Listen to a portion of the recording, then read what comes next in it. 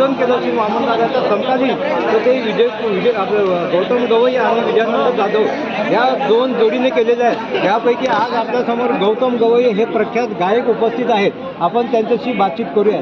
Sir, आपल्याला काय वाटते?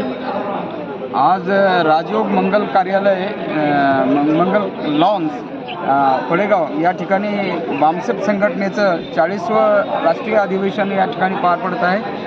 बामसेप म्हटलं म्हणजे अगदी जवळचा विषय असा वाटतो. अगदी कॉलेजच्या लाईफपासून आम्ही विचारधारेनं बामसेपशी जुडलेलो आहोत आणि म्हणून आज मला या ठिकाणी यावंसं वाटलं, ते विचार ऐकावेसे वाटले.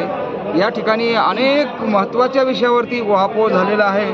मग ती ओबीसीची जनगणना असो किंवा देशाचे इतर अनेक प्रश्न याच्यावरती चांगल्या पद्धतीनं या ठिकाणी मार्गदर्शन करण्यात आलं आहे. सर्वांना अगदी सर्वांची ऊर्जा अगदी उफाळून आलेली आहे.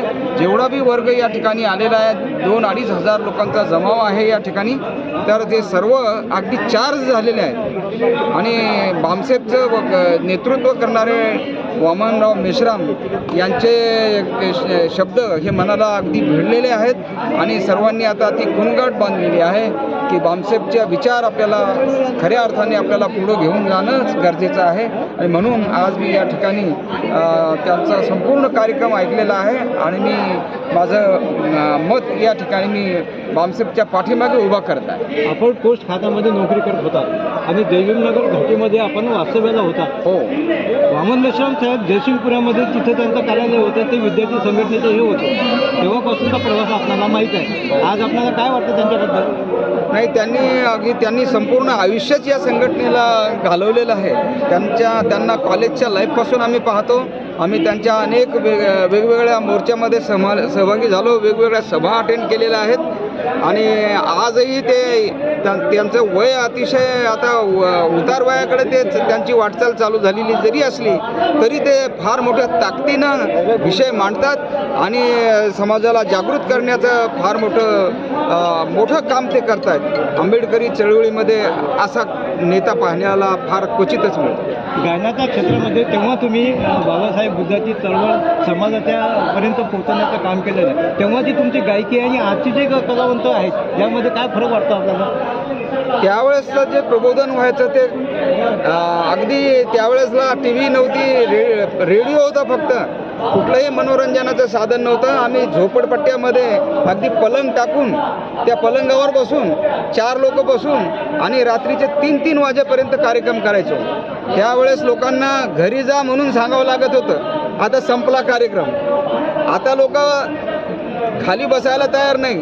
त्यांना खुर्च्या आणि गाद्या असल्या तरच ते कार्यक्रमाला हजर राहतात आणि त्याच्यामुळे आजचा जो कार्यक्रमाचा जो बाज आहे हा अतिशय बदललेला आहे. वामनदादाचा जो काय बाज होता तो आता राहिलेला नाही आहे. आपलं घरानंच हे मूळ गायकीमधलं आहे. आपल्या सिस्टर बदाम ठाकूर शाळेमध्ये शिक्षिका आहेत आणि त्या पण उत्तम गायिका आहेत. आपले एक दुसरे बंधू आंबेडकर नगरमध्ये वास्तव्याला आहेत, ते उत्कृष्ट संगीत वादक आहेत आणि आपण उत्कृष्ट गायक आहात. या संदर्भात आपलं काय मत आहे? गायकीचा हा जो वारसा आहे मला वडिलांपासून मिळालेला आहे आणि समाजामध्ये हे एक असं माध्यम आहे की ज्या सुरामध्ये जी ताकद आहे. बाबासाहेब म्हणले होते की माझ्या 10 भाषणापेक्षा गायकाचं एक कवन हे समाजावरती जास्त प्रभाव टाकू शकतं आणि म्हणून आम्ही सुरुवातीपासूनच या कलेला ही कला आत्मसात केली आणि मग फक्त आपल्यापुरती न ठेवता समाजामध्ये आम्ही सातत्यानं फिरत राहिलो.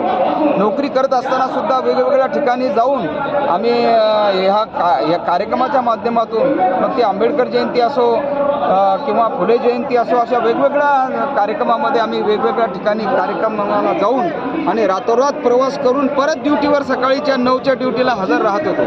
आपल्याला पोस्ट खात्यामधले असंख्य पारितोषिके मिळाली. पोस्ट खात्यामध्ये ज्या विविध स्पर्धा होत होत्या त्या औरंगाबाद विभागामधून मी सहभागी होत होतो. त्याच्यामध्ये डिव्हिजनल लेवलवर फर्स्ट यावं लागत होतं, मग रिजनल लेवलवर फर्स्ट यावं लागत होतं आणि जो रिजनल लेवलवर फर्स्ट येतो तो ऑल इंडिया लेवलवर जातो.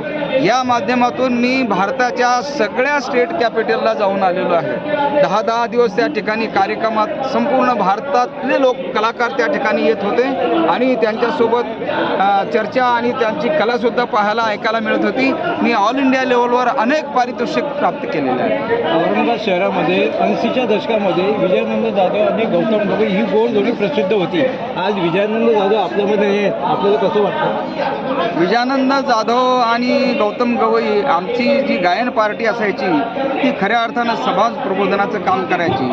परंतु मध्यंतरी असा एक कालखंड आला की विजयानंद जाधव थोड्या वेगळ्या क्षेत्रामध्ये त्यांनी प्रवेश केला होता. ते पण कलेचं क्षेत्र होतं, परंतु नंतर मग त्याचमध्ये ते वावरत असताना नंतर त्यांचा अकाली मृत्यू झाला. त्यांना ब्रेन ट्यूमर झाला होता. त्याच्यामुळे माझा एक हात तुटून पडल्यासारखं मला जाणवलं होतं. परंतु आजही मी वेगवेगळ्या ठिकाणी कार्यक्रम करत असतो आणि समाज प्रबोधनाचं काम मी करत असतो. आपलं पूर्ण नाव सांगा. मी गौतम पंढरीनाथ गवई.